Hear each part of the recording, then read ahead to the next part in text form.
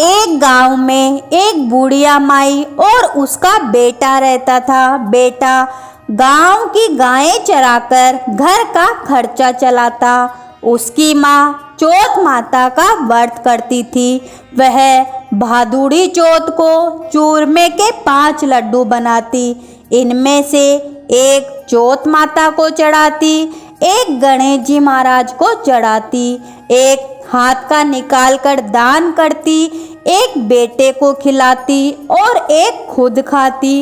एक बार पड़ोस वालों ने बेटे को भड़का दिया कि तेरी माँ चूरमा बना बना कर खाती है और तुझे केवल 1 लड्डू ही देती है।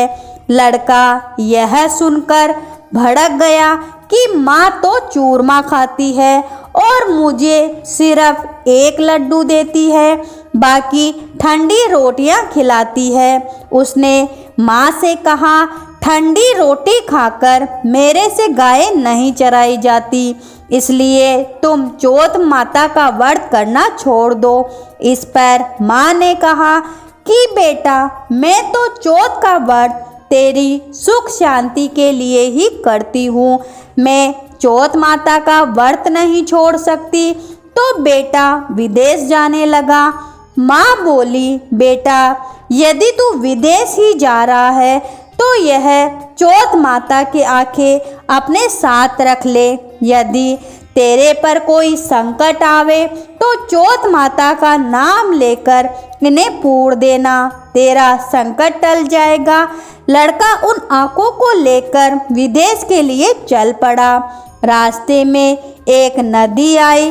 उसको पार जाने का कोई साधन नहीं था। उसे माँ की बात याद आई और उसने आंखें निकालकर चौथ माता का नाम लेकर पूर दिए। तो चौथ माता की कृपा से नदी का पानी दोनों तरफ बटकर रास्ता निकल गया।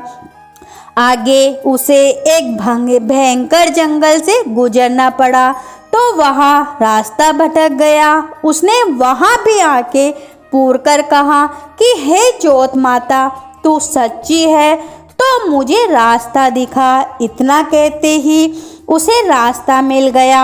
आगे चलकर वह एक गांव में पहुंचा। उस गांव के राजा के यहाँ रोजाना बर्तनों का एक हाव पकता था, जिसमें एक आदमी की बलि दी जाती थी। वह लड़का एक बुढ़िया माई के घर पहुंचा तो उसने देखा कि बुढ़िया माई रो रही है। लड़के ने बुढ़िया माई से पूछा, तुम्हें क्या दुख है, तुम क्यों रो रही हो?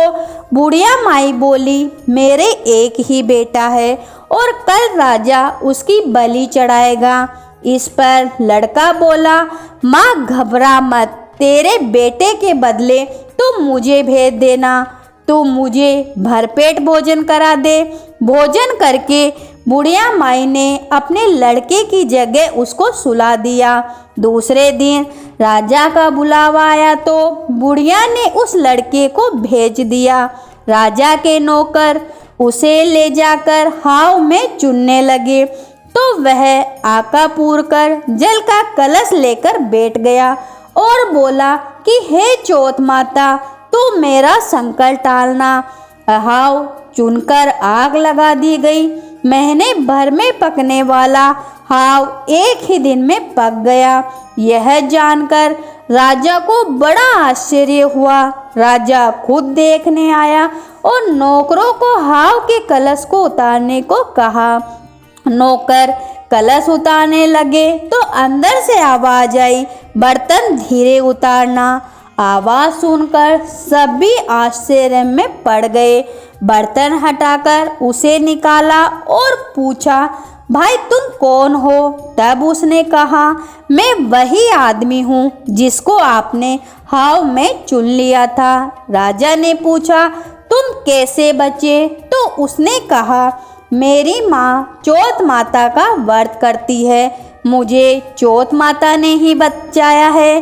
तब राजा ने 2 घोड़े मंगवाए, एक पर खुद बैठे और दूसरे पर लड़के को बिठाकर उसके हाथ पैरों में जंजीरें बांध दी और कहा, यदि यह जंजीरें खुलकर मेरे हाथ पैरों में आ जाए तो तेरी चौथ माता सच्ची मानूंगा। लड़के ने आंखें पूर कर कहा, हे चौथ माता, अब तक रक्षा की है तो इस बार भी रक्षा करना। देखते ही देखते उसकी जंजीरें खुलकर राजा के हाथ पैरों में जा गिरी। राजा ने कहा, तेरी चौथ माता तो सच्ची है। राजा ने अपनी कन्या का विवाह उससे कर दिया और बहुत सारा धन माल देकर विदा किया। लड़का गांव के पास पहुंचा तो लोगों ने जाकर बुढ़िया माई को कहा, तेरे बेटे बहू आ रहे हैं। यह सुनकर वह खुशी से नाच उठी। बेटा उसके पैरों में गिर पड़ा। बेटे ने कहा, माँ, यह सब तेरी चौथ माता के व्रत का फल है। इसके बाद उसने सारे नगर में ढिंडोरा पिटवाया कि सभी चौथ माता जी का व्रत और पूजन करेंगे। राजा ने भी कहलवा दिया कि सब चौथ माता का व्रत करेंगे। हो सके तो 12 महीने की नहीं तो 4 चौथ का व्रत अवश्य करे। कहानी सुनने वाले, हुकारा भरने वाले सबकी चौथ माता मनोकामना पूरी करे। तो बोलो चौथ माता जी की जय हो।